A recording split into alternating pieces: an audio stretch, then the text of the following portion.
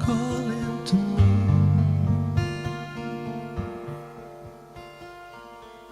My longing for truth is truth calling to me, calling to me. My longing for truth is truth calling to me, calling to me, calling, calling, calling, calling, calling, calling, calling, calling, calling, calling, calling, calling, calling, calling me.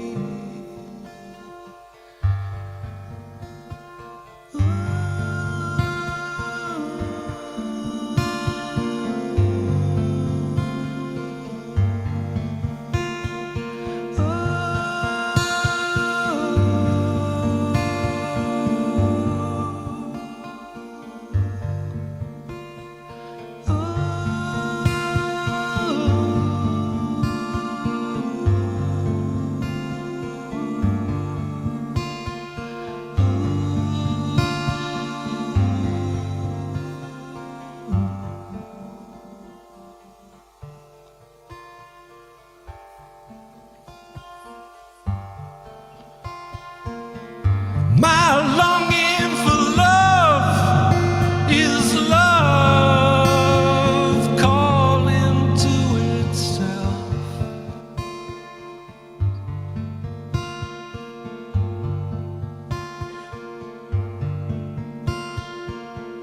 My longing for love is love calling to itself.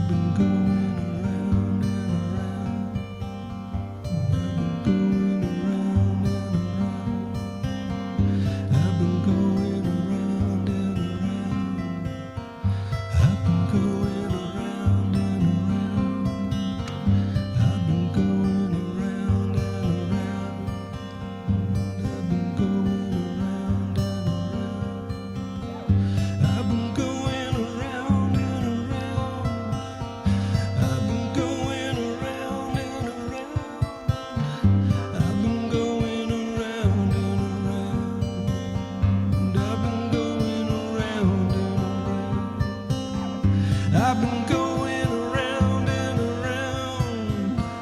I've been going around and around. I've been going around and around. Truth frees me now.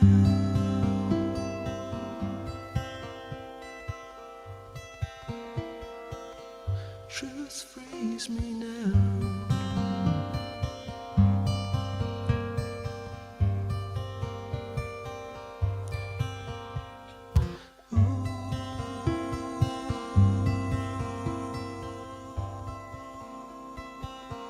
Truth frees me.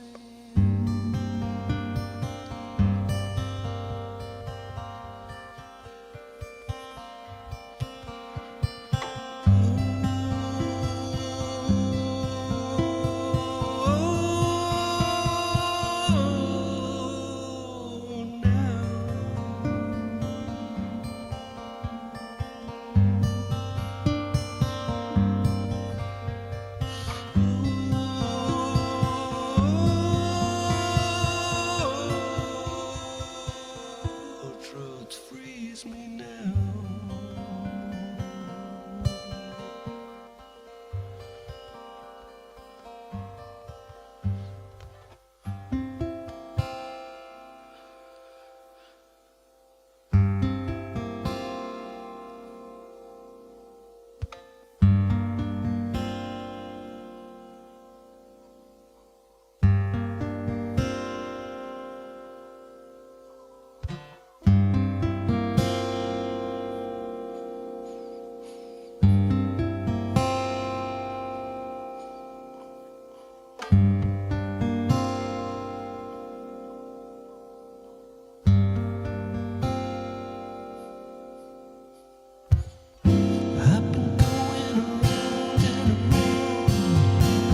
I've been going around and around. I've been going around and around. I've been going around and around. I've been going around and around. I've been going around and around. Whoa, yeah. Oh,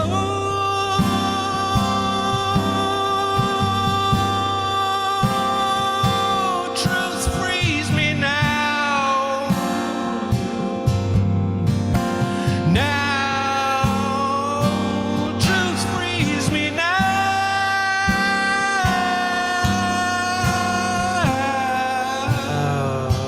Truth frees me now.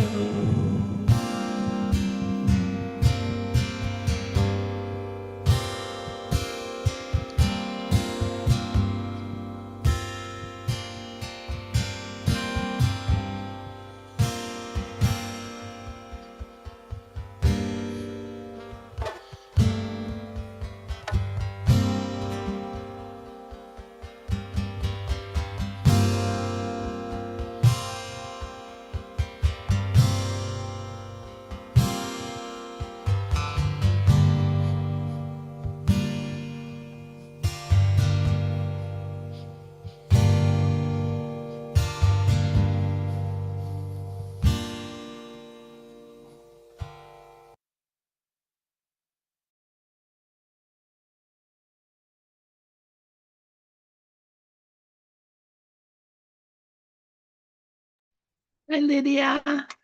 How are you doing today? You're muted, so unmute yourself if you're going to talk.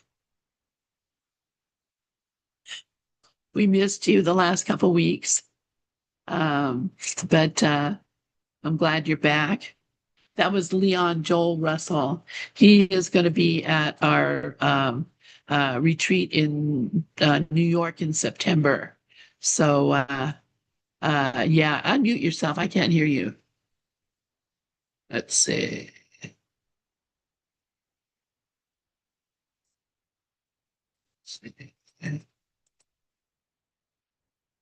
You figure out how to ask you to unmute.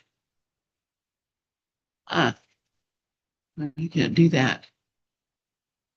Keep going. You'll figure it out. Mm. Are you on your phone? I just learned Ah, how to there we do there we go. Yay. All right. Finally, I figured it out. My screen looks very weird today. There we go. It is so good to be back. So my mom's endoscopy was really very promising. They didn't find anything like an ulcer, scar tissue. Um, and basically, we're just going to watch and see what happens. But now mom just will continue to take. In fact, the ulcers that she did have that they found several years ago have all healed. And that's really good. Her appetite's coming back. So I'm really glad about that. Oh, that's wonderful. Oh my goodness. I'm so glad to hear that. So grateful for that. And your niece was visiting. I know that that had to have Oh, been. my stepdaughter, she came and it was a great visit. I made all kinds of food and sent her home with some. And the great thing was that on Sunday, due to weather in Chicago, her plane was canceled and we got an extra day with her. Oh, how fun that is. I always appreciate that. It's Yeah. really funny because, sometimes you want to go home and other times you want to stay for a while. And it's so fun to have the opportunity to stay for a while. Hmm. She did. She said it was so short, and then she got to stay an extra day. And I made vegan lasagna and something called a rum cake, which is just a boozy pound cake. Oh, how fun. I love it. I love it. That's always good. Always nice. So I'm gonna just turn the mic over to you and let you uh,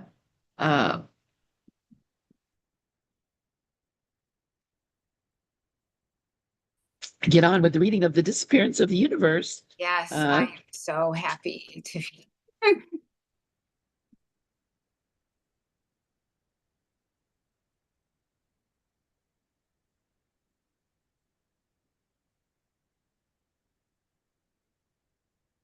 there, I'm trying to fix the name of this. So I didn't realize I had YouTube on this whole time. That's okay because everybody got to hear Leon Oh singing. yeah. It was, yeah, he's really sweet. And like I said, he's going to be at our retreat in New York in September. And Oh, the retreat. yeah. Oh, I didn't know about that. Oh, I'll send you the info if you haven't seen it, because Wow. if there's any way that you could go, that would be amazing. It's in New York at Stony Point, which is a beautiful retreat center. Ooh.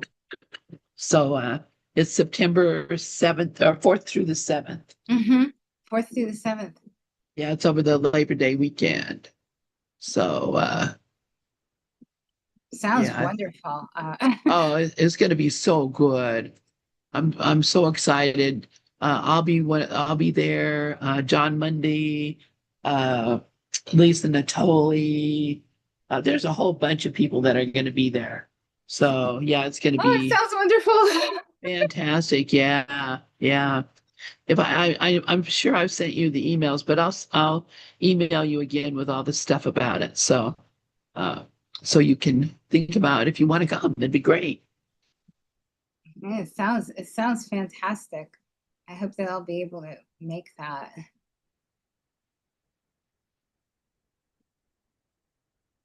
All right. So you are live on YouTube. Okay, thank you so much, Lynn. It's good to be back. Hello, everyone. It's Lydia Huston back to read from The Disappearance of the Universe, this harrowing tale with Gary Renard, our tragic hero, at the center of it. And he's going to be discovering The Secrets of Enlightenment. And we're going to be going right along with him on his journey. And the last time I read, it was just before Gary made this statement. I know you said you haven't given me the whole picture yet, but the forgiveness you're talking about sounds like a form of denial. And that's where we're going to proceed. And here goes. Persa, once we've told you everything we want to tell you, then not only will you be able to see what's really happening with true forgiveness, but you'll realize that the thought system of love and the thought system of fear are both forms of denial. One of them, the Holy Spirit's teaching, leads to heaven by uncovering and reversing the ego's denial of the truth. As the Course says about the peace that results from the Holy Spirit's teaching, it denies the ability of anything not of God to affect you. This is the proper use of denial. Of the forgiveness that leads to peace, the Course says, forgiveness then is an illusion, but because of its purpose, which is the Holy Spirit's, it has one difference. Unlike all other illusions, it leads away from error and not towards it.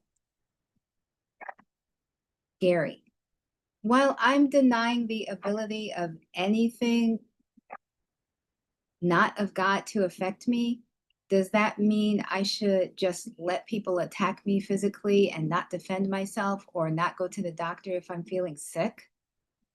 Persa, absolutely not. We meant what we said about living a normal existence.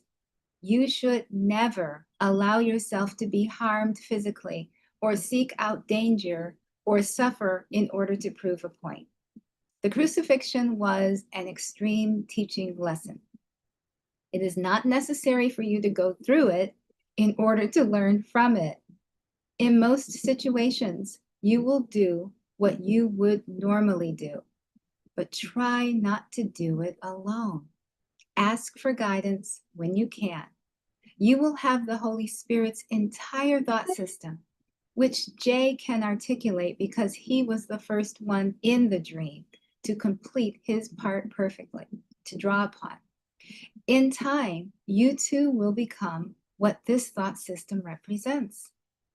Remember, the kind of forgiveness Jay used and his course is teaching is not the same kind of forgiveness that Christianity and the world sometimes participate in. If it were, then it would be a waste of time.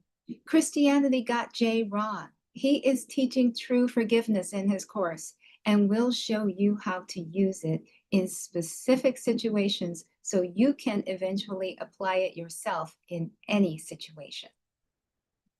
But remember that there is no substitute for studying and practicing the course. We are learning aids.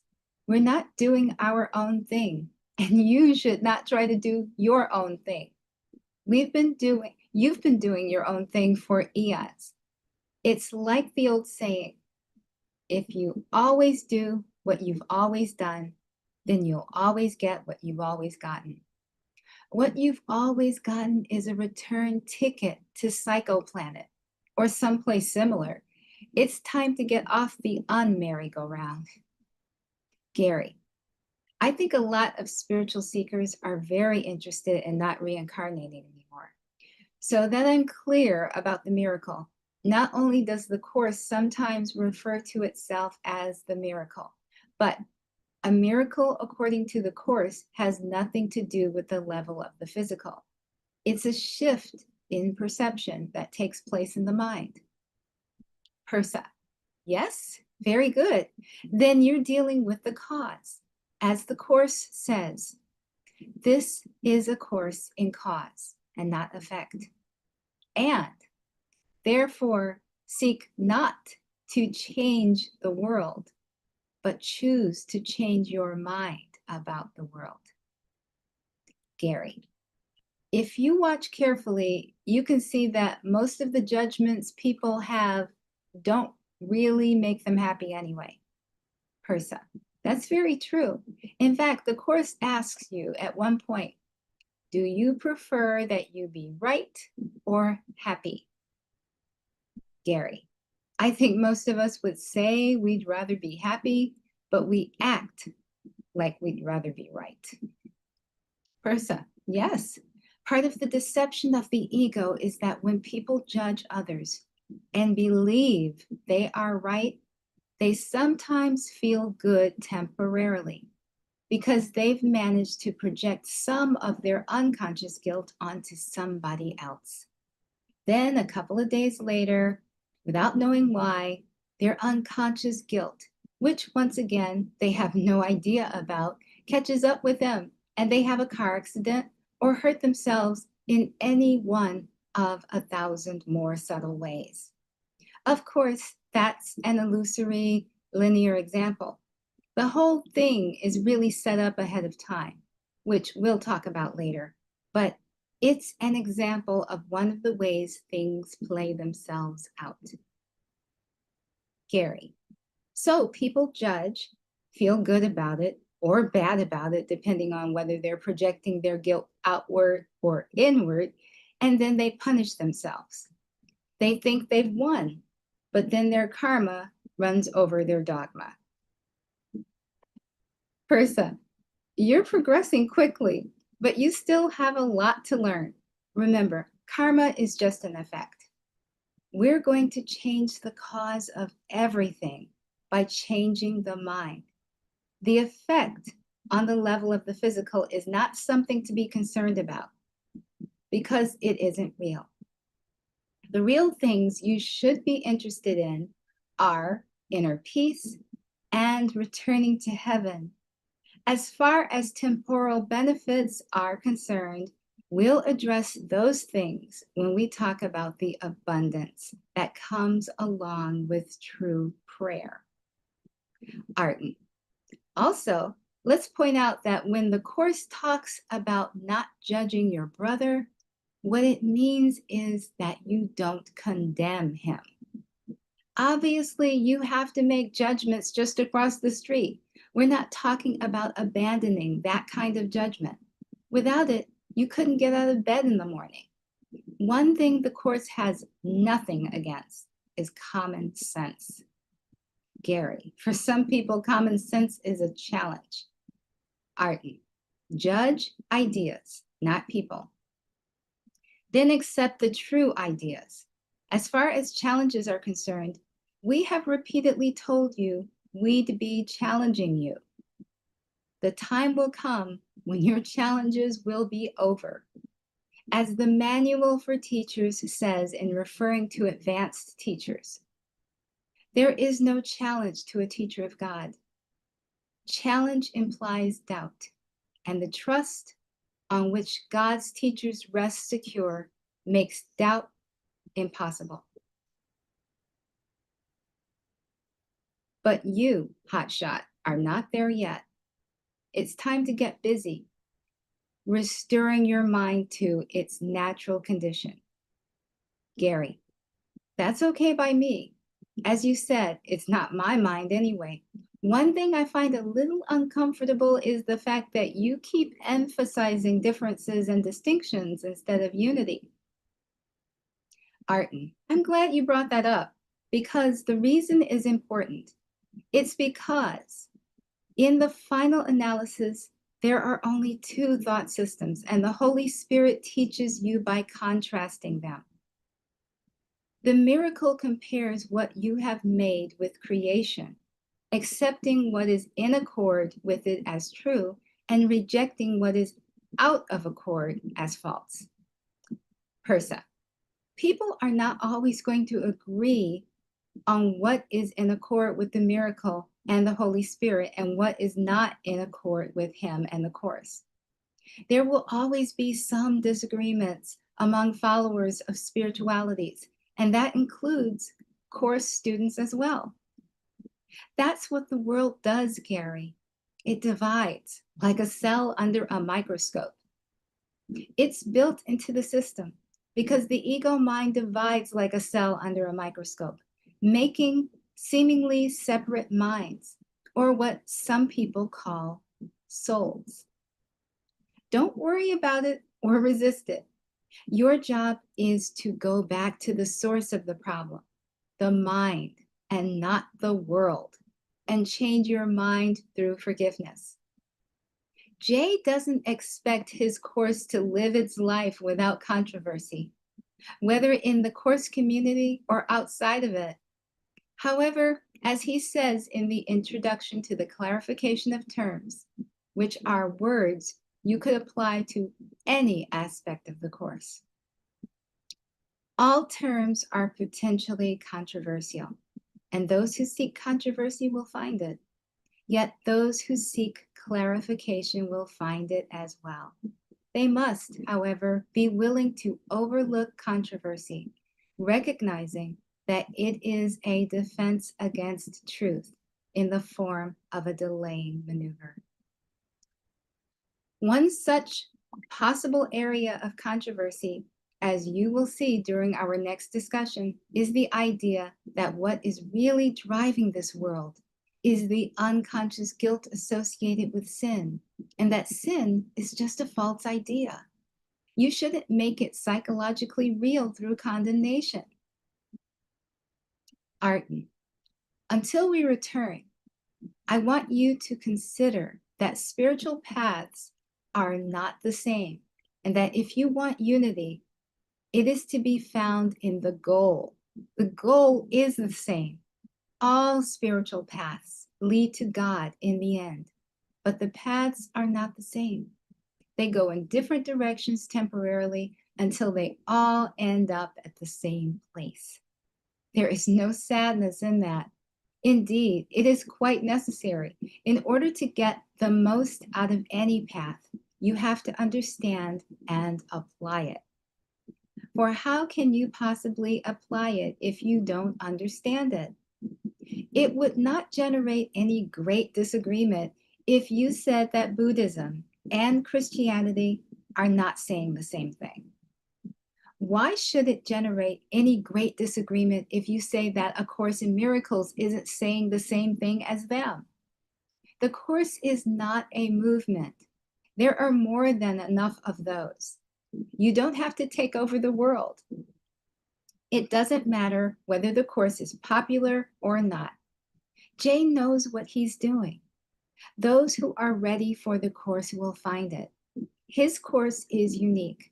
It gives an individual a chance to learn that he or she is not an individual and that they are never alone. It gives you the opportunity to commune with the Holy Spirit and ultimately God. It accelerates your return to God by helping the Holy Spirit heal you. In order for that to happen, however, it is absolutely imperative that you learn to understand statements like the following one Jay makes in his course. It can indeed be said, the ego made its world on sin. Only in such a world could everything be upside down. This is the strange illusion that makes the clouds of guilt seem heavy and impenetrable. The solidness that this world's foundation seems to have is found in this. For sin has changed creation from an idea of God to an ideal the ego wants. A world it rules, made up of bodies, mindless and capable of complete corruption and decay. If this is a mistake, it can be undone easily by truth. Any mistake can be corrected if truth be left to judge it. But if the mistake is given the status of truth, to what can it be brought? Persa. And so, dear messenger, it's time to renounce the mistaken values that you have given the world and begin to take on the Holy Spirit's meaning for it instead. His use for the world has meaning. Arden, continue your studies, Gary, and during our next visit, will begin to bring your mistakes to the truth, where they can be undone by the one whose function it is to free you. Chapter 4, The Secrets of Existence. There is no life outside of heaven. Where God created life, there life must be. I adhered to Arden's counsel and accelerated my studies. I began practicing the course's workbook lessons, one per day, sometimes spending 2 or 3 days on a lesson that I found particularly helpful. On rare occasions, I'd take a day off, still mindful of the ideas I had been learning. I was now being trained in the art of true forgiveness. Although this training would take longer than I thought, the first part of the workbook was meant to begin the undoing of the way I presently looked at the world. I didn't know Arden and Persa were going to wait 2 months before returning in order to give me time to complete the first 50 lessons, especially designed to begin fulfilling that purpose. After a month or so, I began to wonder if my friends, as I now thought of them, were going to return at all. Still, what I was doing was so interesting to me that I knew I'd continue my journey with the course no matter what appeared to happen or not happen. One day, I went back to the little bookstore where I had bought the course and asked the woman who worked there if she knew of any course study groups in the area. Maine is one of the quieter states in America and hardly a hotbed of spiritual activism. Yet, she was able to provide me with several phone numbers left by course students just in case anyone else was interested in joining with them. After considering several and asking the Holy Spirit for guidance, I found myself driving up to a little town called Leeds, not far from the state capital of Augusta, where I found a group of people whom I would happily study with for quite some time. The facilitator of the group, who had been studying the course for many years, offered to let me borrow 2 brief pamphlets, the only extensions of the course spoken by Jay and scribed by Helen, called Psychotherapy, Purpose, Process, and Practice, and The Song of Prayer. He also asked if I wanted to borrow some cassette tapes that were designed to help people appreciate what the course is saying. I looked at the small tape set and saw it was an introduction to the course called The Ego and Forgiveness by Ken Wapnick. The synchronicity of being offered these tapes so soon after Persa had recommended Ken was not lost on me. I took the tapes home, although I procrastinated listening to them. By now, I was realizing that the introduction to the workbook meant what it said. The theoretical foundation of the text was necessary to make the workbook meaningful. I picked up quickly on the idea that if students didn't understand the carefully detailed teachings Jay had set forth in the text, then it would be extremely easy for them to misunderstand some of the workbook lessons and occasionally quote them out of context to support their own beliefs. We students could not yet hear God's voice clearly. In fact, the course itself said, only very few can hear God's voice at all.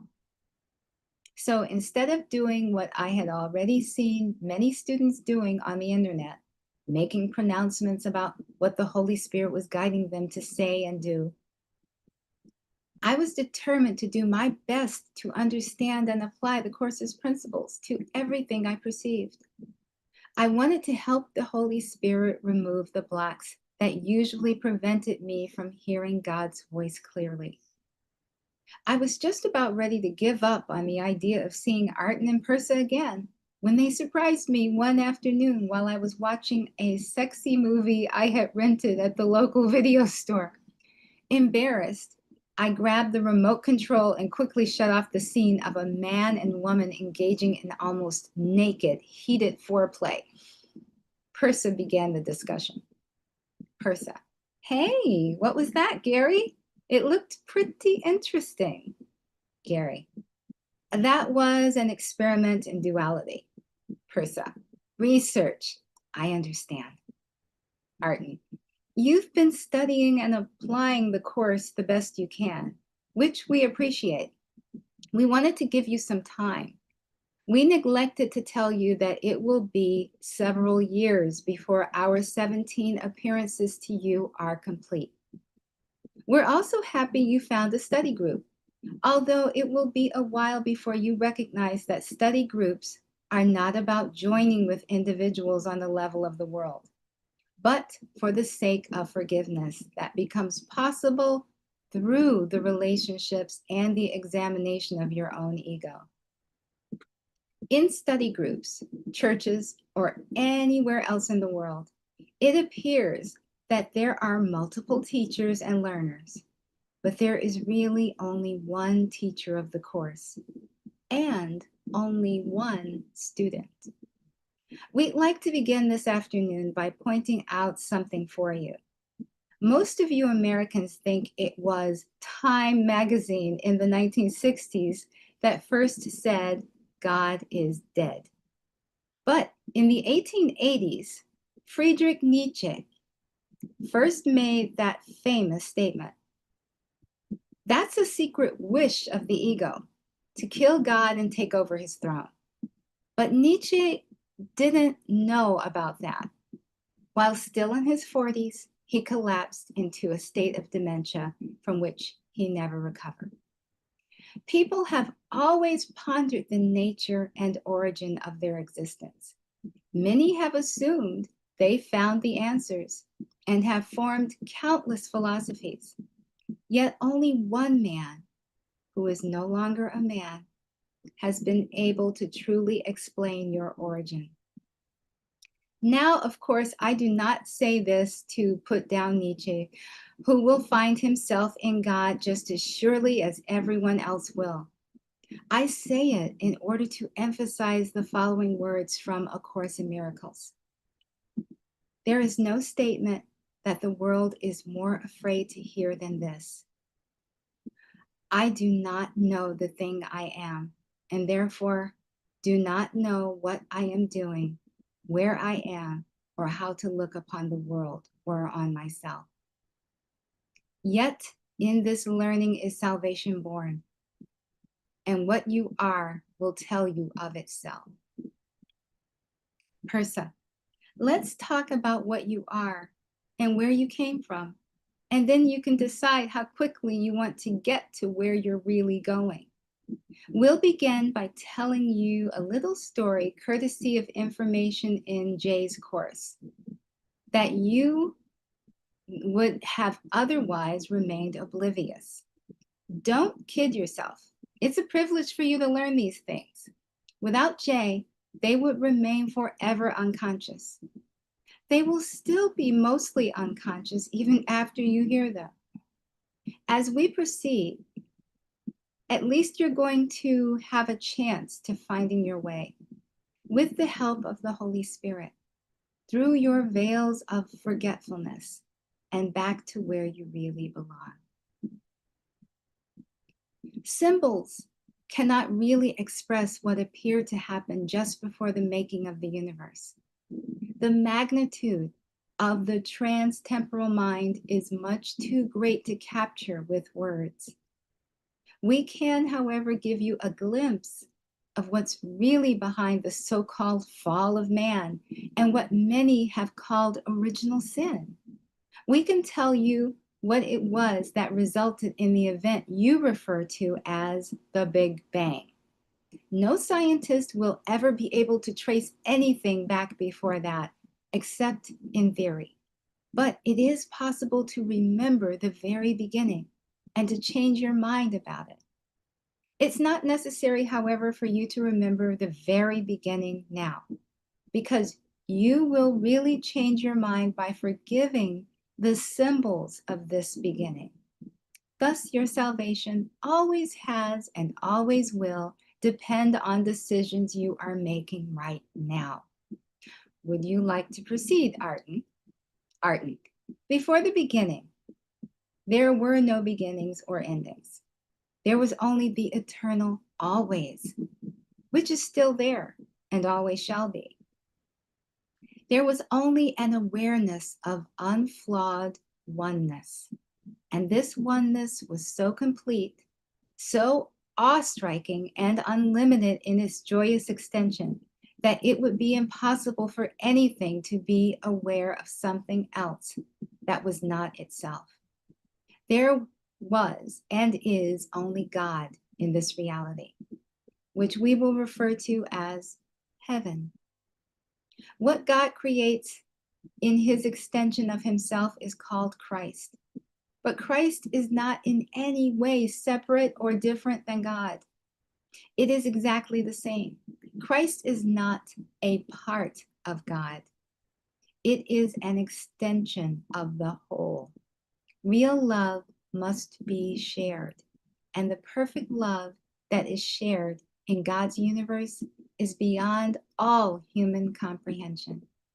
Humans appear to be part of the whole, but Christ is all of it. The only possible distinction between Christ and God, if a distinction was possible, would be that God created Christ. He is the author. Christ did not create God or itself. Because of their perfect oneness, this doesn't really matter in heaven. God has created Christ to be exactly like God and to share his eternal love and joy in a state of unencumbered, boundless, and unimaginable ecstasy. Unlike the concrete, specific world you appear in to be in now, this constant and enthralling state of awareness is completely abstract, eternal, unchanging, and united. Christ then extends itself by creating new creations or simultaneous extensions of the whole, which are also exactly the same in their perfect oneness with God and Christ. Thus, Christ, like God, also creates because it is exactly the same as God. These extensions do not go inward or outward because in heaven there is no concept of space. There is only everywhere. The result of all this is the endless sharing of perfect love, which is beyond understanding. Then something appears to happen, which, as in a dream, doesn't really happen. It just appears to. For just an instant, for just one inconsequential fraction of a nanosecond. A very small aspect of Christ appears to have an idea that is not shared by God. It's kind of a what if idea. It's like an innocent wondering in the form of a question, which unfortunately is followed by an apparent answer. The question, if it could be put into words, was, what would it be like if I were to go off and play on my own? Like a naive child playing with matches who burns down the house, you would have been much happier not to find out the answer to that question. For your state of complete innocence is about to be seemingly replaced by a state of fear and the erroneous, vicious defenses that this condition appears to require. Because your idea is not of God, he does not respond to it. To respond to it would be to give it reality. If God himself were to acknowledge anything except the idea of perfect oneness, then there would no longer be perfect oneness.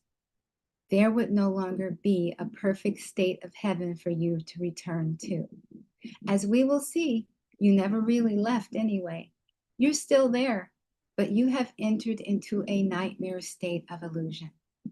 While you have traveled only in dreams, God and Christ, who are always one, have continued as they always did and always will, completely unaffected by what Jay refers to in his course as the tiny mad idea of separation. In this cosmic instant of seeming individuality, and no matter how attractive you may think individuality is, it is nothing but separation.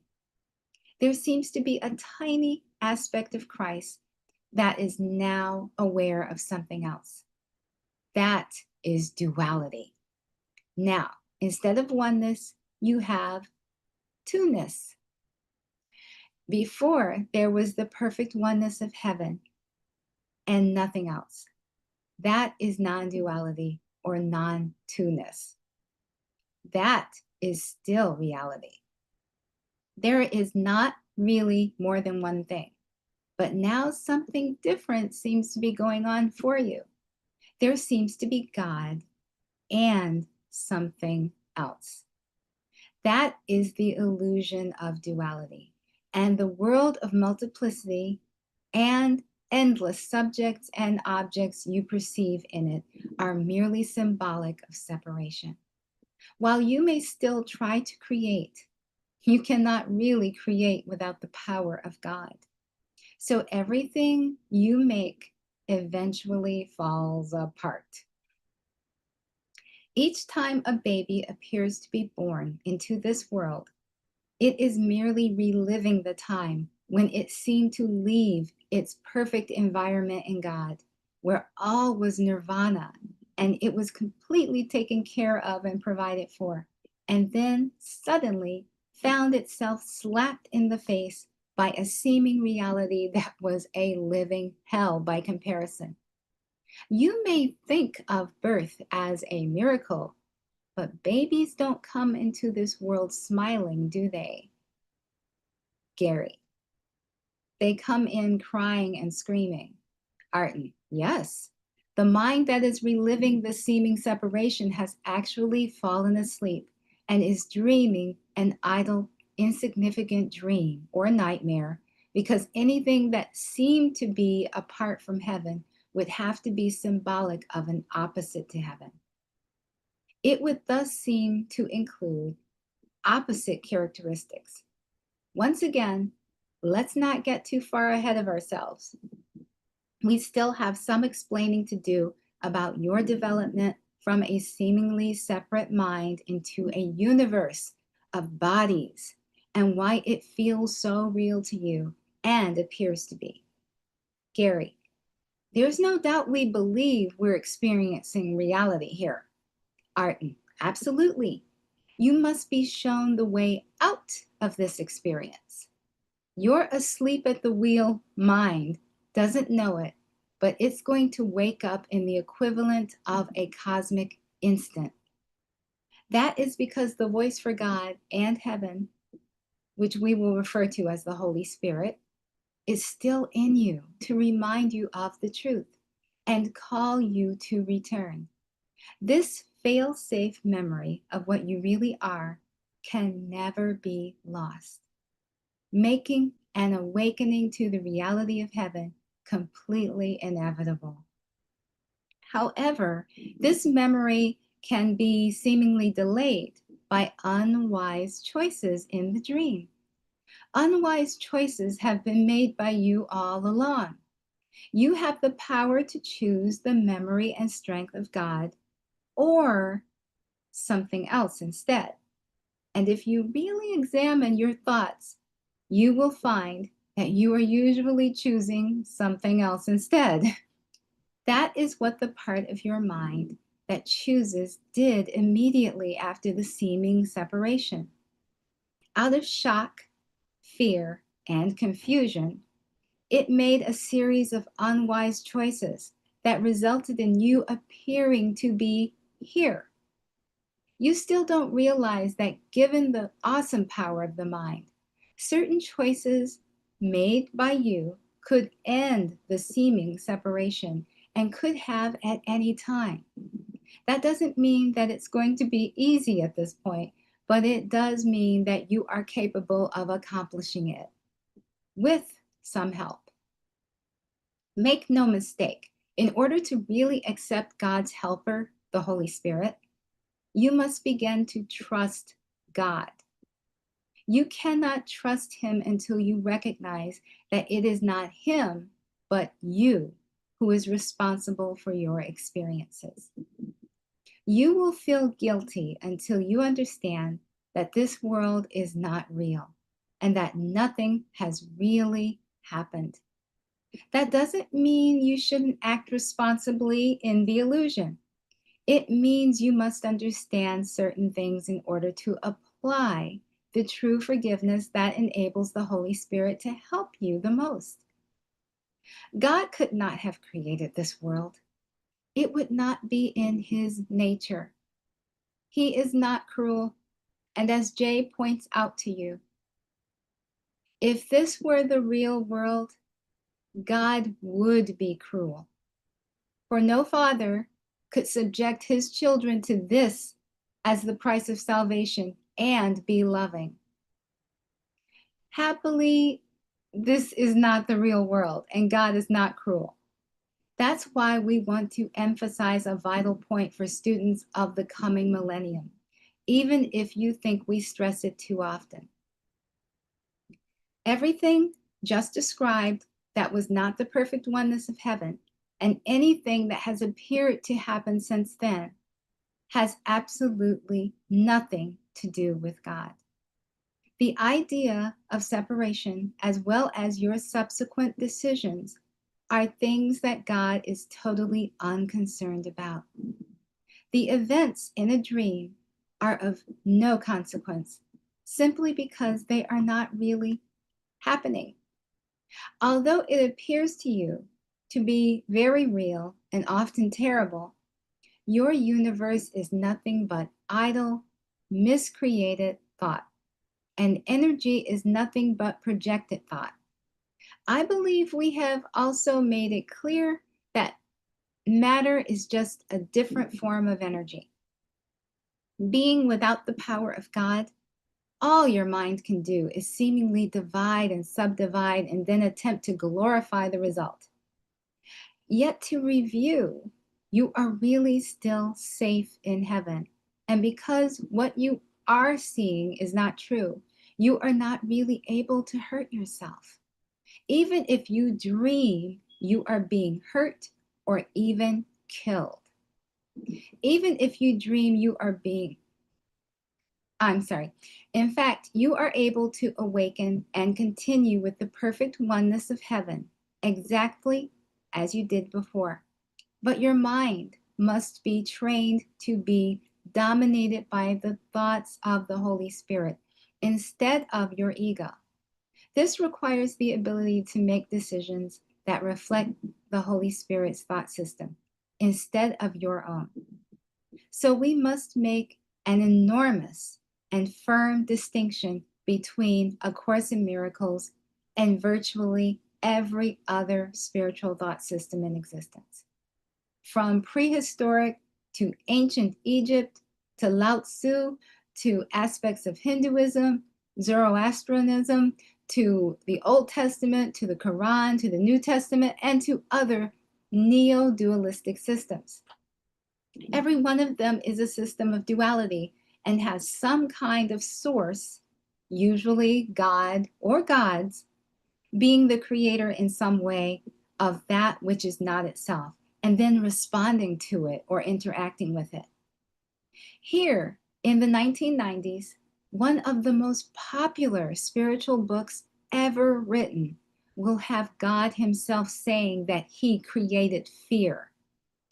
That is an inaccuracy so major we cannot stress too much how completely false it is. God does not create anything that is not the perfect oneness of heaven. As Jay puts it very clearly and early in his course, when describing anything that doesn't reflect the thought system of the Holy Spirit. Everything else is your own nightmare and does not exist. And later on, he says, you are at home in God, dreaming of exile, but perfectly capable of awakening to reality. Those are statements of non-duality. They are designed to save you time. And there are several thousand more like them in the course, just in case you don't hear Jay the first time. Although it's apparent that even several thousand are not enough for many of your fellow students. Gary, is that because we're unconsciously afraid of its message? Person, yes, it's not because of a lack of intelligence, but because of an abundance of unconscious resistance. We need you to help pass along some of the things people don't want to hear, the vital things that are being ignored by so many. It's a dirty job, Gary, but somebody has to do it. We're not calling on you to judge or attack other teachers or argue with people, because forgiveness and arguing are mutually exclusive, and forgiveness is always the way. But the world isn't all sweetness and light. And when it comes to your writing, staying in line with everyone else isn't what's needed from you. By having you emphasize that the course is a self-study discipline, people are more likely to check it out for themselves and give the ideas a chance. Don't hold anything back. Anybody can write what people already believe. But if you're going to pass along our words, then what is needed is a willingness to say some things that people don't already believe. However, if you'll faithfully give our message, then I promise that when we leave you in the end, it will be on the most positive of notes. You will have learned about true joining, not with people on the level of bodies, but on the level of the mind, which is beyond all forms. Gary, I take it there are important reasons why you keep pointing out the distinctions between duality and non-duality, and why you champion the real meaning of the course? Persa, yes, it has to do with the laws of the mind and how true forgiveness works. Gary, the reason for understanding the course is not merely for an intellectual comprehension. That plus $1 will get you a cup of coffee. The reason it will be extraordinarily helpful for you to understand Jay's course is so you can better apply it to the problems and situations that confront you in your alleged daily existence. It is the application of true forgiveness, along with Jay or the Holy Spirit, that will lead you to genuine happiness, peace, and eventually heaven. Gary, all right, I don't want to seem stupid, but to make sure I understand, you're saying the course is purely non-dualistic, meaning that of the two seeming worlds, the world of God and the world of man, only the world of God is true, and he doesn't interact with the false world. But the Holy Spirit is here to guide us home. When the course makes statements about God weeping for his children and stuff like that, you have to take it symbolically as the Holy Spirit wanting us to choose his voice instead of the ego's. Persa, exactly. Very good. You're not stupid, Gary, although your ego would like for you to be. The ego's entire world is a stupid idea because it's based on a stupid decision. You just said something important, something that's very much in harmony with the right way of looking at the course. Although you never know it by the way most people write and speak about the course today. In the whole 7 years, Helen was scribing the course, and during the 8 years she lived after that, it never once occurred to her or Ken, who was her best friend during those years, and whose tapes you should break down and listen to, that there could possibly be any other interpretation of the Course. But give the world a few years to screw up Jay's message, and it's a wonder to behold. So let's continue our mission so you can hear the Course's explanation of what was really behind the creation, or more accurately, miscreation of your universe and the making of bodies. Arden, we've already pointed out that in the beginning, a small aspect of the Christ mind.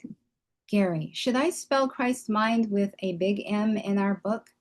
Arden, don't worry about the details too much. The Course uses a capital M when talking about the Christ mind, but we're talking about the separation here. So you can use a small m or a big M if you want. You've started writing your book? Gary, not really. I'm still trying to think of a title for it. Arden, any ideas? Gary, so far it's between Love is Letting Go of Beer and A Return to Beer. Keep thinking about it. It's something Persa said earlier. It will come back to you. So this small aspect of Christ has briefly dozed off and is dreaming a dream of separation and individuality.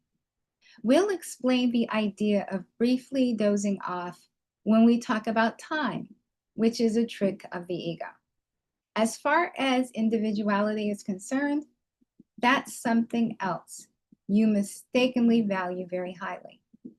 Folks around this neck of the woods pride themselves on their so-called rugged individuality.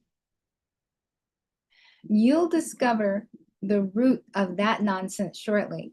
At this point in our story, you have the very beginning of consciousness, yet another thing you foolishly value highly. In order to have consciousness, you have to have separation. You've got to have more than one thing. You have to have something else to be conscious of. This is the beginning of the split mind. As the Course teaches in no uncertain terms, consciousness, the level of perception, was the first split introduced into the mind after the separation, making the mind a perceiver rather than a creator. Consciousness is correctly identified as the domain of the ego. The Course also says, just before that, perception did not exist until the separation introduced degrees, aspects, and intervals. Spirit has no levels, and all conflict arises from the concept of levels. Thus, as mentioned earlier, you should try to remember that energy is not spirit.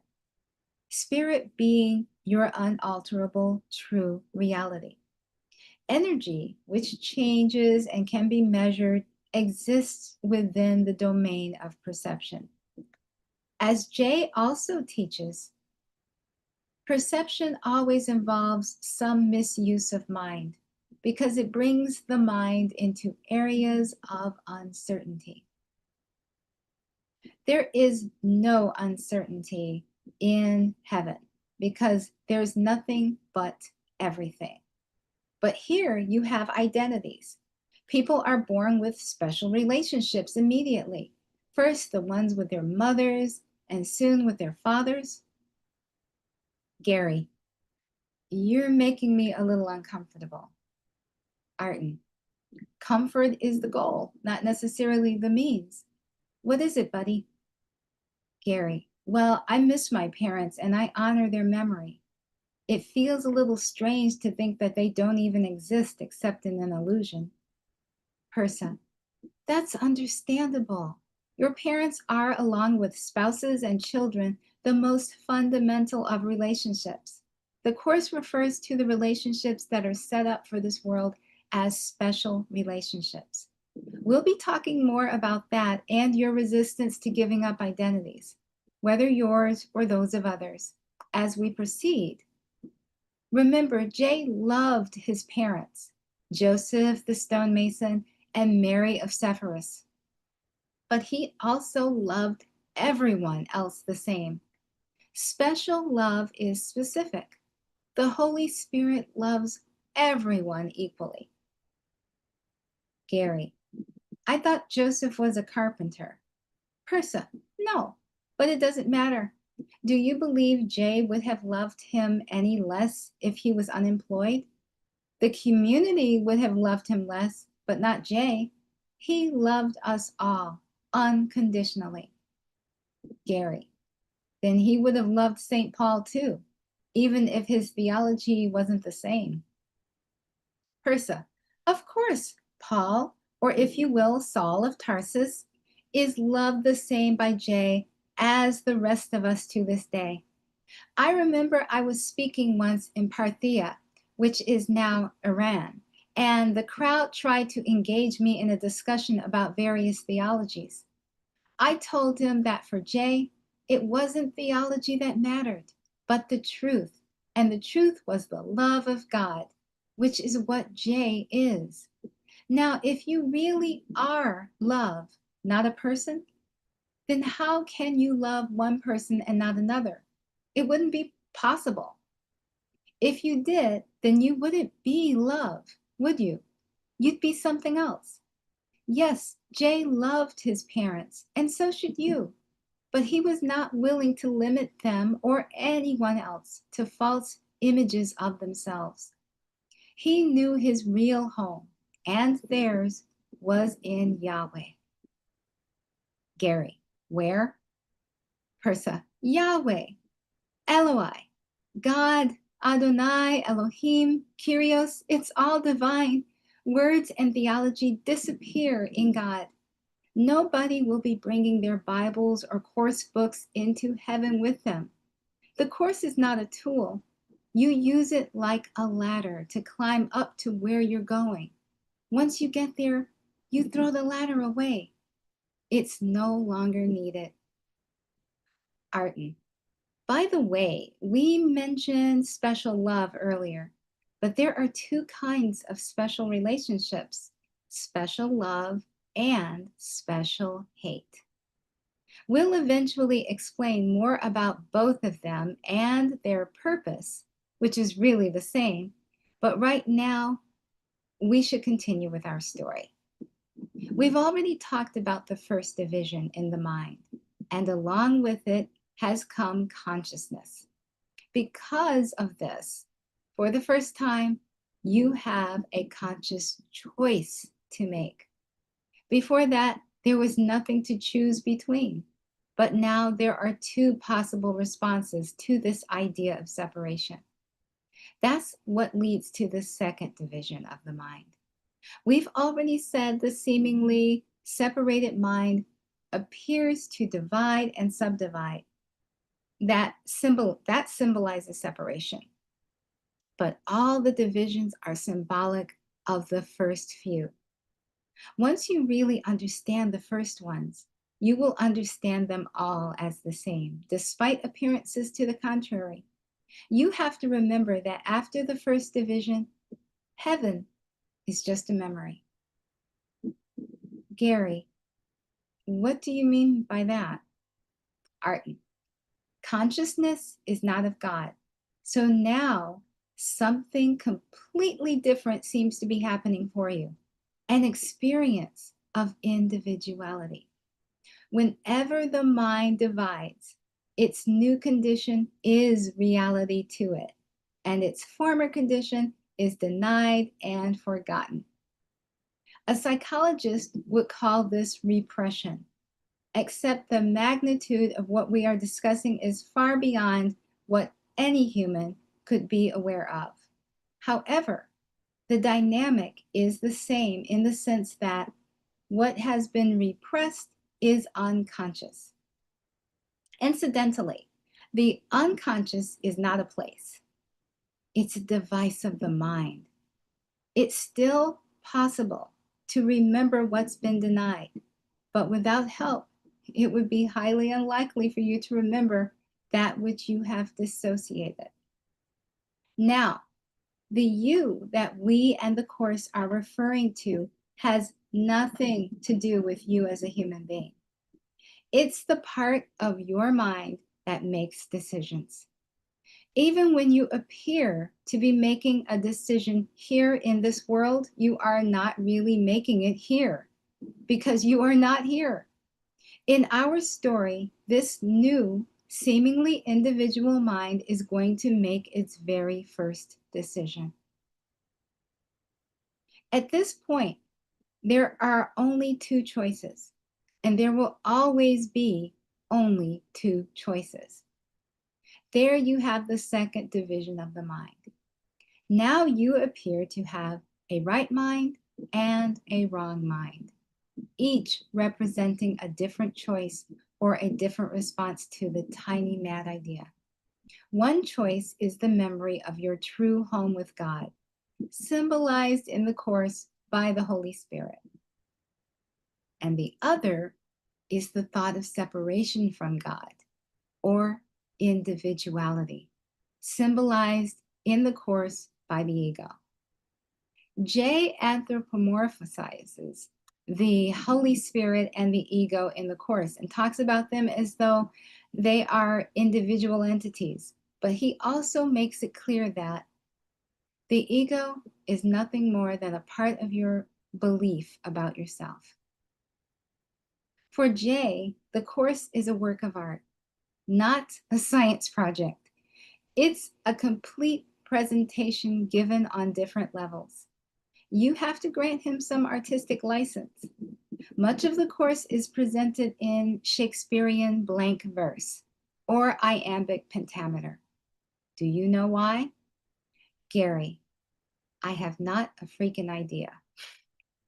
Arden, not only is it beautiful, but it forces you to read the Course more slowly and carefully. Also, it tends to attract long-term students who are serious about learning it. Obviously, the Course isn't for everyone, or as we said before, at least not everyone all at once. Once again, your mind has two choices to select from. We are now at a critical juncture in the seeming separation. The memory of what you are is both the answer to the separation and the principle of the atonement rolled into one. As the Course teaches about the Holy Spirit, he came into being with the separation as a protection, inspiring the atonement principle at the same time.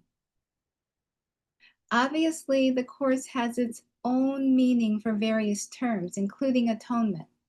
As the text explains, the Holy Spirit has always taught the atonement. He tells you to return your whole mind to God because it has never left him. If it has never left him, you need only perceive it as it is to be returned. The full awareness of the atonement, then, is the recognition that the separation never occurred. If, at the point where we find ourselves in our story, you had chosen to believe the Holy Spirit's interpretation or response to the separation instead of the ego's, then your little dream adventure would have been over. The ego had a selfish yet tantalizing response of its own. If you continue to believe in the separation, it offers you your own individual identity, separate from God, very special, and uniquely important. As Jay puts in the text, the ego must offer you some sort of reward for maintaining this belief. All it can offer you is a sense of temporary existence, which begins with its own beginning and ends with its own ending. It tells you this life is your existence because it is its own. Of course, you have no idea what you're getting yourself into, and you make another numb choice. This is all new to you, and you're more than willing to give curiosity a chance to kill the cat. You choose the ego, so you can see what it's like to be special and apart. This in turn causes the third division of the mind. Gary, when you say you, I assume you mean all of us as one? Arden, yes, I'm not putting you down personally. I'm just trying to help you take responsibility for the power of your mind. Even Jay was there. He just didn't really believe in it as much as the rest of us, which is the main reason he woke up before the rest of us. Gary, so the first division in the mind is consciousness, which makes me think I'm separate from God, even though I really can't be. It's like being in bed and dreaming at night. I'm still in the bed, but I can't see it. In this separation dream you're talking about, it's the dream that's real for me, and heaven is forgotten. Just like when I dream at night, it's what's in the dream that I experience and react to. And where I really am is completely out of my awareness. The second division, I notice two ways of interpreting what's going on. One being the Holy Spirit, which is really my true self, and the other being the ego, which speaks for separation and an individual self. Now, there are two parts to the mind. I take it the third division was caused when I chose the ego? Arden, yes. But remember, once you make a choice at this level, then that's your new condition. And your old condition is completely forgotten, walled off in the mind. Once you choose the ego and cause the third division, it's the Holy Spirit that's just a memory. You are now totally identified with the ego. However, being holographic by the grace of God, even when the mind seems to divide, each part still maintains the characteristics of the whole. So you can't ever really be lost. Both the ego and the Holy Spirit are still to be found in every mind. It's just that the Holy Spirit is being drowned out by the ego's voice because that's what you chose to listen to. And what you really are has been pushed out of your awareness. We said before that you may have forgotten the truth, but it's still there, buried in your mind. Persa, you have no idea how powerful the mind is, my brother. At the level we're talking about, still the metaphysical level, the entire tempest in a teacup you call the universe is about to be miscreated by just a few decisions on your part. The eventual result will be the alleged you who is now totally unaware of the real power that is available to you and instead is virtually mindless and seemingly stuck in a body. Gary, does this answer the age-old question? If God is really all-powerful, then could he create a rock that's so heavy he could not lift it? Arden, actually, it does answer that question about God, and the answer is no. Gary, why? Arden, because he's not an idiot. Gary, and I am? Arden, no, but you're having a dream that you are, and now you're starting to wake up. Getting back to the subject, listen to a little of what the Course has to say about the time you first substitute illusion for truth. You do not realize the magnitude of that one error. It was so vast and so completely incredible that from it a world of total unreality had to emerge. What else could come of it? Its fragmented aspects are fearful enough as you begin to look at them, but nothing you have seen begins to show you the enormity of the original error, which seemed to cast you out of heaven, to shatter knowledge into meaningless bits of disunited perceptions and to force you to make further substitutions. Gary, yeah, but don't you have the same problem with this story as with the Genesis story and God supposedly doing some of the things he did? I mean, why the hell would a part of Christ ever want to separate from God if everything was completely perfect? Arden, first of all, in the Genesis story, God is responsible for the world you see, and you are an effect instead of the cause. In the Course, you are responsible for the world you see and not a victim of it. God and Christ are still perfect, as in heaven, and the you that you think is in this world needs to learn by listening to the Holy Spirit how to awaken from your dream. Now let's take a look at your other question. Is it really a question or is it a statement?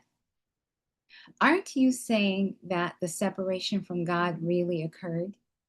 You can't ask how the separation could have happened unless you believe it did. Yet we have already said the principle of the atonement is that it didn't. Then you ask how Christ could have possibly chosen with the ego when we have already said it wasn't Christ, but an illusory consciousness that appeared to do so. On top of that, you question how this stupid choice could have been made when here you are making it again right now. Gary, you're a smartass, you know that? Arden, only for teaching purposes. Gary, we love you. I'll tell you, you will never get an answer within the ego framework to that kind of question that will satisfy you intellectually. As the Course says, the ego's voice is an hallucination. You cannot expect it to say, I am not real. Yet, you are not asked to dispel your hallucinations alone. The time will come when the answer to your question will be found outside the intellect, completely outside of the ego system, and instead within the experience that you are still at home in God, which corrects the mistaken experience that you are not. As Jay puts it, against the sense of temporary existence, Spirit offers you the knowledge of permanence and unshakable being. No one who has experienced the revelation of this can ever fully believe in the ego again. How can its meager offering to you prevail against the glorious gift of God? We'll talk more about that later, what revelation really is, as opposed to what most people think it is. Gary, just to make sure I'm picking this up, it's like when I wake up from a dream at night and I see that I never really left the bed. When I wake up from this dream of separation from God, I'll see that I never really left heaven. Arden, yes, but you won't be seeing with the body's eyes. That's why in place of words like consciousness, which implies separation and is of the ego, the Course uses more abstract words like awareness when describing enlightenment, which we'll get into. Gary, even in the introduction, it talks about removing the blocks to the awareness of love's presence, which is your natural inheritance. Arden, that's right. But before we try to get you back up the ladder, we have to finish our little synopsis of how you climbed down. It's important. Right now, the world has its head planted firmly up its butt looking for the light. There isn't any light up there, Gary. Your choice for the ego instead of the Holy Spirit, resulting in the third division of the mind, has made the voice for God almost completely inaudible to you. Meanwhile, the ego is giving you its own version of what's happening. And here's where things really start to get nasty. Gary, I'm sorry, Arden, but I need to mention just one thing before we go on, or else I won't be able to concentrate. Arden, I know, make it fast, or we might have to bring in the thumb screws. Gary, I have a good memory, but I didn't know if I'd be able to remember our conversations well enough for our book, so... Persa, we know, Gary. You've been taping us all along, ever since the second visit. We told you not to tape us merely to prove to people that we appeared, but we didn't mean you couldn't tape us for your own personal use. We knew all along, even when you asked us if it would be a good idea, despite the fact that you were already taping us. All your mistakes are overlooked by those who judge truly with the Holy Spirit. We understood you needed to know you weren't going crazy and that we were really talking to you, or at least as real as anything. You wanted to know that you were really hearing our voices by listening to them again later on. No big deal. We'll explain more eventually about our bodies and our voices and what they really are. This will also explain the appearances by the Virgin Mary and even angels. Arden, did you really think we didn't know you turn on that silly voice-activated tape recorder in your stereo system every single time you came into this room, just in case we showed up? Really, Gary? From now on, just turn it on when we get here. Gary, I figured you probably didn't mind when you didn't say anything about it, but I wanted to be sure. How about if I trash the tapes when the book is done? That way I won't be tempted to use them for anything except the writing. Persa, it's your property, but that's a good idea. The quality isn't anything to write to the record companies about anyway. It will be one less thing for you to think about. Arden, so in our story, you've chosen with the ego, and now you're identified with it. The first division made the awareness of your perfect oneness with God just a memory. The second division brought two parts to the mind. The third division has made the Holy Spirit just a memory, and the ego now has your attention. You look at it to explain to you what's going on, and the ego has a message for you. The message is this: you'd better get the hell out of here, pal. Then it proceeds to give you some reasons. In your confused state of mind, these reasons sound pretty damn convincing in their logic. Don't you know what you've done? The ego asks in our metaphorical story. You've separated yourself from God. You've sinned against him big time. You're in for it now. You've taken paradise, everything he gave you, and thrown it right back in his face and said, who the hell needs you? You've attacked him. You're dead. You haven't got a snowball's chance in hell against him. He's awesome and you're nothing. You've ruined everything. You're so guilty. If you don't haul ass out of here right now, it's going to be worse than death. Oh my God, you think in response to the ego. What have I done? You're right. I've ruined everything and attacked heaven. But where can I go? What can I do? I can run, but I can't hide. There's no place I can hide from God himself. Well, that's not exactly true, says the ego, because I'm here to help you. I'm your friend, and I have an idea. I have somewhere we can go together. You can be your own boss and not have to face God at all. You'll never see him. He won't even be able to get into this place. Really? You ask? That sounds pretty damn good to me. Let's go. All right, says the ego. Do exactly as I say. Persa. Of course, everything the ego is saying about God and what's happened is not true. For the ego is about as sane as Caligula Caesar. God would never do anything except love you. It's here that you need to know just a little bit more about how the mind works. Because of the power of the mind, you need to appreciate the power of your belief. It was your belief in the idea that you could separate from God, your taking it seriously, that gave it so much seeming power and realism. As the Course says, freedom from illusions lies only in not believing them.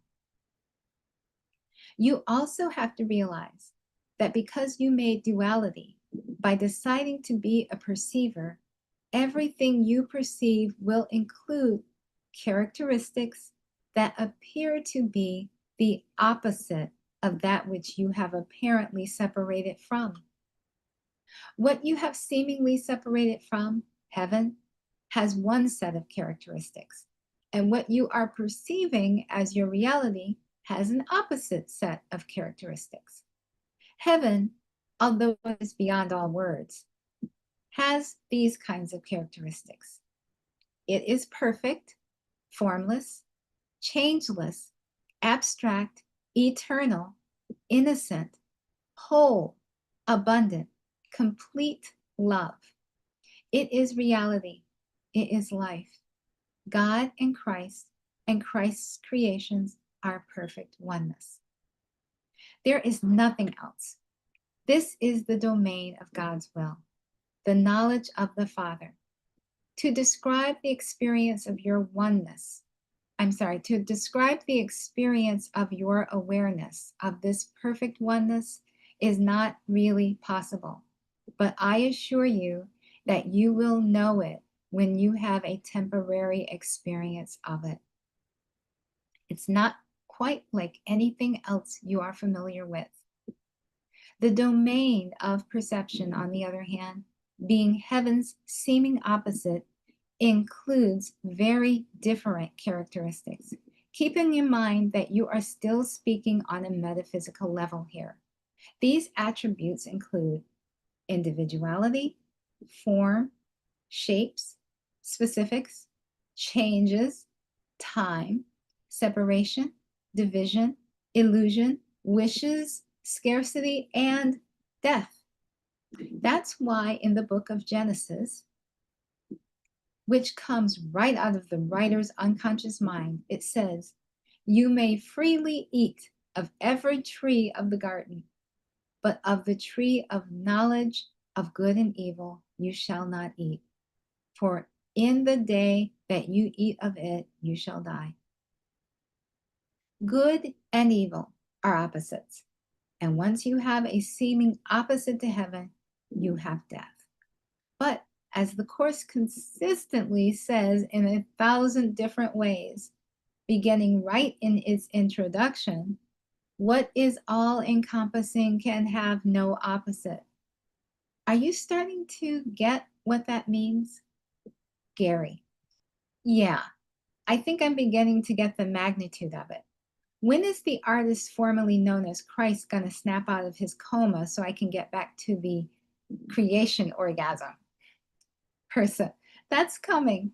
We still haven't finished telling you how you appear to get here. Once you've chosen to listen to the ego's temptations to be a separate individual, your belief in the reality of separation begins to cause some very serious problems for you. God now seems to be outside of you, and everything you experience tells you that you've separated yourself from him. That's a problem you still have this very second, even though it's unconscious to you. Practically all of your mind is unconscious to you, just like almost all of an iceberg is underneath the surface of the water. As long as you believe in the reality of the physical universe, Gary, then everything you perceive will be a constant, unconscious reminder to you that you've committed the act of separating yourself from God. As you'll see, that's an important point. All right, getting back to our little miscreation extravaganza, the ego voice in your mind has told you some things about your condition and also about God that simply aren't true. You've bought it partly because you like the idea of being an individual with a seemingly separate will, even though that's not really possible. By taking the separation and the ego's voice seriously, that translates within your seemingly separated mind as a sin against God. Now, if you've sinned, that means you're guilty. And on this metaphysical level, you feel it. Even though on the level of the world, you will not always feel it. Being the guilty bastard you think you are, it means you think you're going to be punished big time. Even on the level of this world, a psychologist would explain to you that guilt unconsciously demands punishment. And if you really think about that, it will explain a lot. On the metaphysical level, we're talking about how you sincerely believe that you're about to be attacked and punished by God Himself. The anticipation of this fate worse than death kind of punishment from God creates fear. A fear so terrible, you can't even comprehend it. Yet, you've been running away from it for what seems like billions of years. So now we're at a point where we can tell you why your universe, your world, and your body were made by the mind in the first place. They were really all made simultaneously, even though in a linear dream, things seem to happen separately. There is no other spiritual discipline that understands and explains the motivation behind the making of the same motivation that runs it today. That motivation is fear, always ultimately traceable to the fear of God. The trans-temporal, non-spatial, seemingly separated mind is in a paralyzing state of fear because of a punishment you believe is coming from God. So the ego convinces you that you need a defense, without bothering to mention that the defense it offers is designed to ensure its own survival through your individuality. In fact, if you look at the last 4 syllables of the word individuality, you will see that they spell duality. That's not just a semantic accident.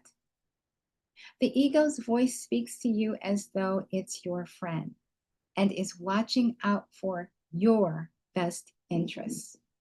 You'll recall we've already said the ego has convinced you that God is going to get you and you'd better run for it to a place where you'll be safe. That place is this universe.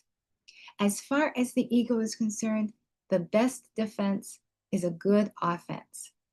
In fact, defense and offense are 2 sides of the same coin. In discussing how some of these concepts relate to each other, the Course teaches the ego is the part of the mind that believes in division. How could part of God detach itself without believing it is attacking Him? We spoke before of the authority problem as based on the concept of usurping God's power. The ego believes that this is what you did because it believes that it is you. If you identify with the ego, you must perceive yourself as guilty. Whenever you respond to your ego, you will experience guilt. You will fear punishment. The ego is quite literally a fearful thought. However ridiculous the idea of attacking God may be to the sane mind, never forget that the ego is not sane. It represents a delusional system and speaks for it. Listening to the ego's voice means that you believe it is possible to attack God and that a part of him has been torn away by you. Fear of retaliation from without follows, because the severity of the guilt is so acute that it must be projected. So, believing that the separation has actually happened, and given your fear of God's punishment and retaliation that you desperately think you need to defend yourself against, you've already developed, by listening to the ego, a thought system that says you've sinned, you're guilty, and God's inevitable punishment requires a defense. You feel completely vulnerable, and the ego has told you it has an idea, a place you can go where God will never be able to find you.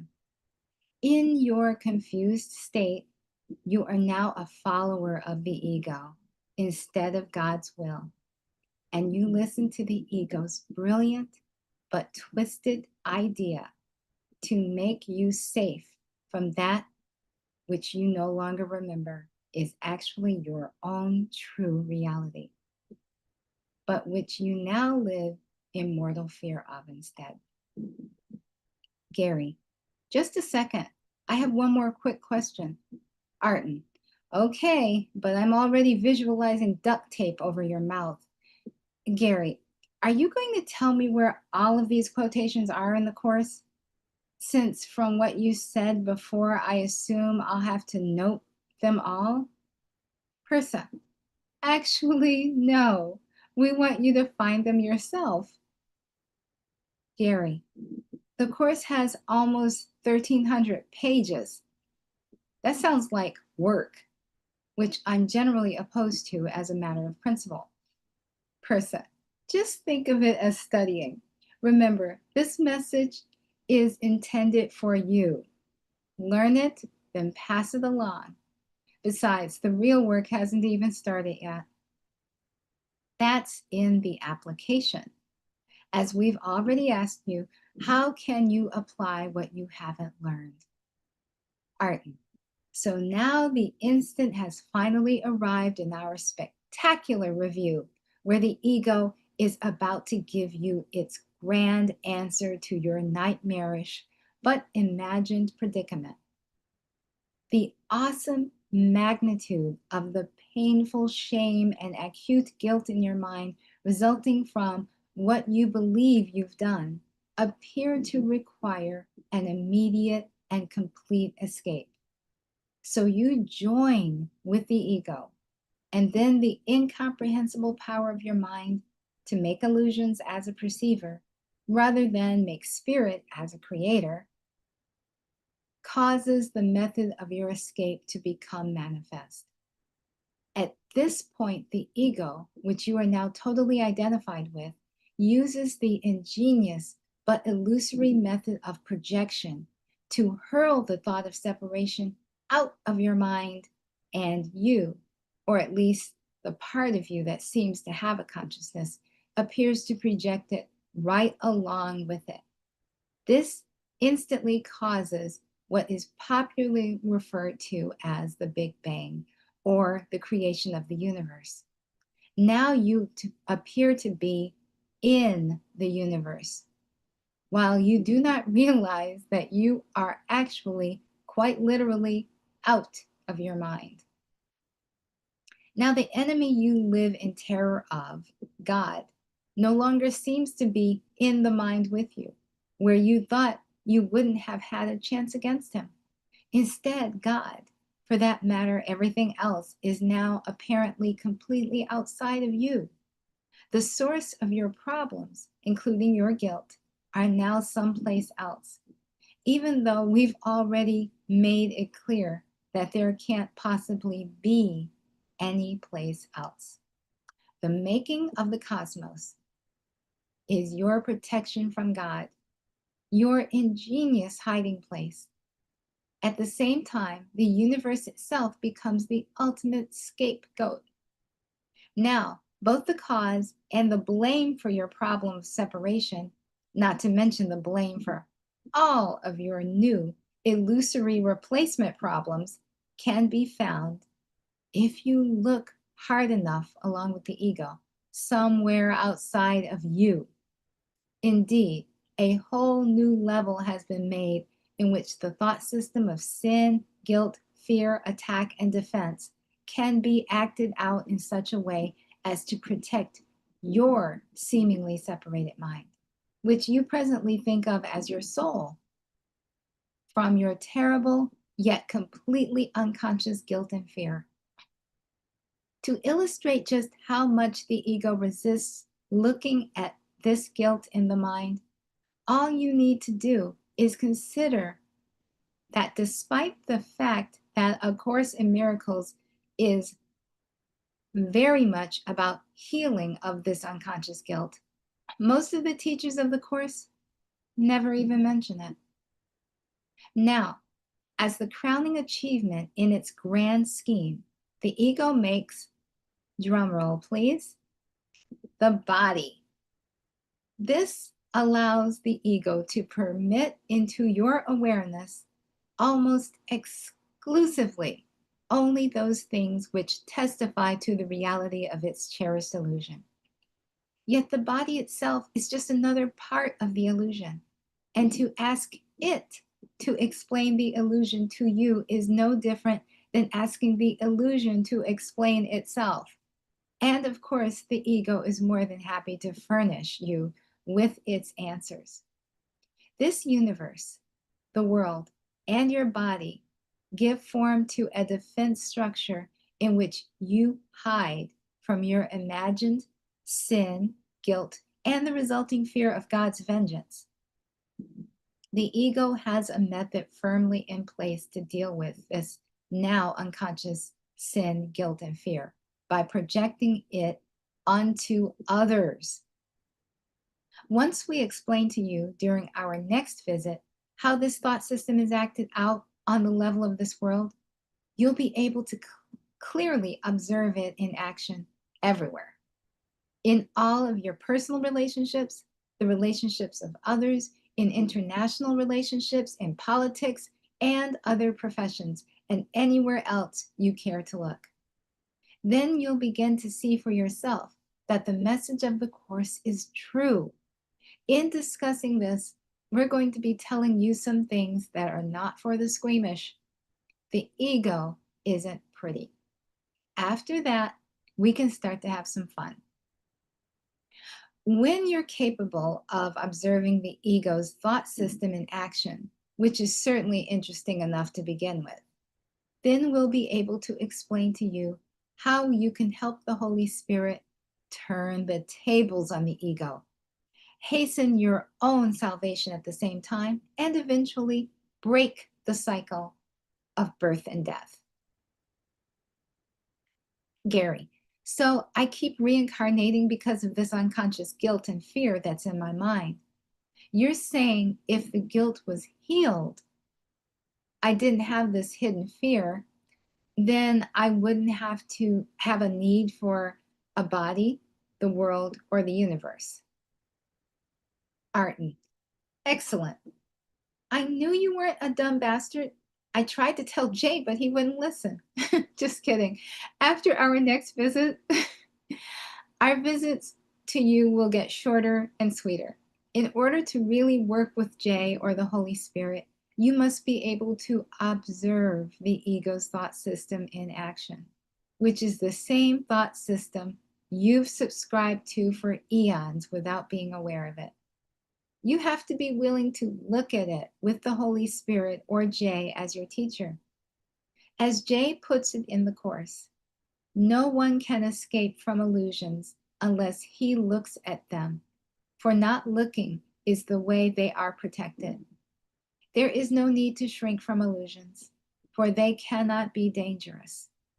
We are ready to look more closely at the ego's thought system because together we have the lamp that will dispel it. And since you realize you do not want it, you must be ready. Let us be very calm in doing this, for we are merely looking honestly for truth. Person, All of the ego ideas we've talked about this time and we'll discuss the next time must be brought to the truth, which is J, or the Holy Spirit, where you can surrender them in exchange for the atonement. These thoughts have been very well hidden in your unconscious since the seeming separation. You don't know it, but you're very afraid of what you've forgotten or dissociated. That's why you don't really want to look at these things. Because of your hidden fear, you'll have tremendous resistance to approaching your unconscious. As the Course points out in the text, you're very afraid of what you've forgotten or dissociated. You'll have tremendous resistance to approaching your unconscious. Knowledge must precede dissociation, so that dissociation is nothing more than a decision to forget. What has been forgotten then appears to be fearful, but only because the dissociation is an attack on truth. Also in the text, can you be separated from your identification and be at peace? Dissociation is not a solution. It is a delusion. The delusional believe that truth will assail them, and they do not recognize it is because they prefer the delusion. Judging truth as something they do not want, they perceive their illusions, which block knowledge. Gary, talking about the body made me think of the human body. But from what you've said, I assume the ego must have made all bodies, including my dog Noopy and every other animal. If that's true, and if everything happened all at once, then doesn't that mean evolution is also an illusion? Kind of a smokescreen? Persa, congratulations to the one who knows that. Your generation worships evolution, thinking that you're on the way to creating some kind of new hot consciousness. You value evolution almost as much as you value energy. What is called evolution was merely the ego separating all at once by seemingly dividing and subdividing cells over and over again in order to make bodies and brains that appear to be more complex and thus more impressive. Yet all bodies are the same in their unreality.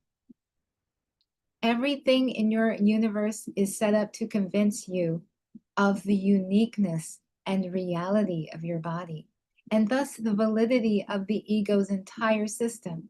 That's why the ego is always trying to make it look like God made the world and have you continue to fear him while also having him be the alleged cause of your life. Related to the fact that the ego wanted to take over God's job anyway, it wants you to spiritualize bodies. Like Jay's, even though it was meaningless to Jay. And it craves for you to spiritualize different places and objects. This makes some of them more special than others, and thus all of them real. If God made the world and its bodies, then you must be real. This legitimizes your alleged individual existence, and it also keeps you running away from your one real problem. Most important, it also keeps your attention away from the one real answer to your problem. The Holy Spirit, who is not in the world, but in your mind. Gary, so the making of the universe was the fourth division of the mind, and that caused the Big Bang, and what then appeared to be an almost infinite number of splits, or the world of multiplicity. As long as I believe in the reality of this universe, then I will, by definition, also believe unconsciously that I'm separate from God, and that I'm one guilty son of a bitch. Arton, yes, You have a way with words, my brother. Everything you see from the time you dream that you're born until the time you dream you die, and anything you dream in between, is all symbolic of the one thought that you have separated yourself from God. Heaven seems to have been completely shattered into an endless number of pieces and replaced by its opposite. Yet the history of the universe, past and future, is simply a script that was written by the ego, a tale composed and glorified by Mondo Idiot, which plays out in every conceivable way the act of separation. Gary, what about joining on this level? People do get married. That's not separation, at least not right away. Arden, you answered your own question. In this world, death makes separation inevitable. It's not a question of if, it's a question of when and how. Bodies cannot really join, although you've certainly tried, but minds can join, and they can join forever. The ego doesn't want you to focus on the mind. It wants you to focus on the body as your reality. Happily, the Holy Spirit also has a script, and you can switch over to it anytime you want. The Holy Spirit's script is consistent. As the Course says, truth does not vacillate. It is always true. Persa, once you begin practicing forgiveness with Jay or the Holy Spirit or both, or whoever you want to practice forgiveness with, although I would recommend that you do not do it alone, then you'll begin to realize that the Course can be very practical. It's written on two different levels, the metaphysical level we just talked about and the level of the world, which we'll get into next time. We've already promised that we would not be giving you mere theories, and we've already pointed out that knowing this world is an illusion is not enough by itself. Without its practical method of forgiveness, the Course would be nothing but a beautiful and useless book, fuel for debate and the games of the ego. Fortunately, as Jay says in the introduction to the clarification of terms, this is not a course in philosophical speculation, nor is it concerned with precise terminology. It is concerned only with atonement, or the correction of perception. The means of the atonement is forgiveness. I think I am going to pause here.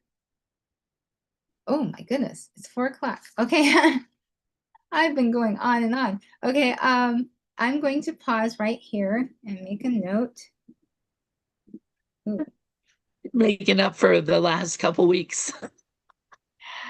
Okay, here we go. Okay, so I am making a note where I left off.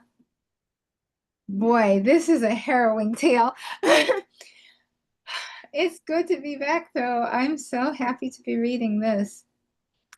Yeah, Gary. me too. I'm so happy you're here reading it too. So I love it. I love experiencing this again. Each time you just put yourself in Gary's shoes, and it's a wild ride, but I love where it's leading. And you know, every time I read it, I feel as if each and every word is specifically so that Gary will understand more. And when I think of Gary understanding, I think of all of us understanding. Each word means something magical and profound.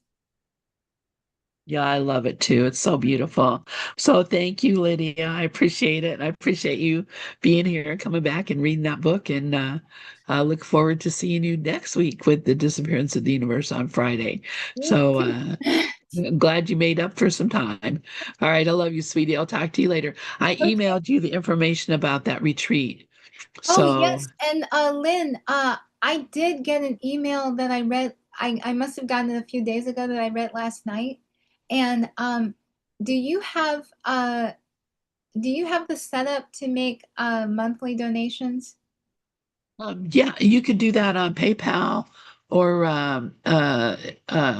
yeah, there's some people that do mainly PayPal. Mm-hmm. And you can do that. You can set it up and they'll, send me a monthly donation. So there's a few people that I do get monthly donations from, and so grateful for that.